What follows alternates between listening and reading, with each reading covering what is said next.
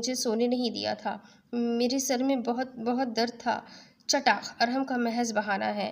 جھوٹی عورت! وہ اس کے نزدیک ہوتا زوردار تھپڑ مارتے ہوئے بولا تھا۔ ارحم ذکوان کے بھاری ہاتھ کا تھپڑ سہتے ہوئے اس کے حواس جھنجھلا گئے تھے۔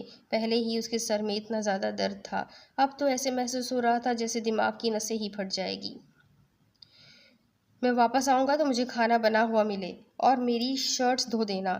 وہ آرڈر کر کے چلا گیا تھا، جبکہ انیبا زمان کو ایسے لگتا تھا جیسے اس کی سانسیں ختم ہونے والی ہیں۔ اپنے پھٹتے سر کو قابو پاتے وہ اٹھی تھی اور 2-4 پین کلر لی تھی کہ سکون آ جائے، اور پھر چکن بنا کے روٹیاں بنا کے ہاٹ پاٹ میں رکھتے۔ تقریباً 1 گھنٹے میں فارغ ہوئی۔ اس کے بعد شرٹس دھو کے آئی، لیکن ارحام کے کپڑے چینج کروا کے فارغ ہوئی کہ اسے دودھ دے سکے کہ زور کا چکر آیا۔ اس نے بہت کوشش کی کہ خود کو ہوش میں رکھے، بے بسی سے پھٹتے سر کو قابو کیا۔ آنسو آنکھوں سے بہنے لگے۔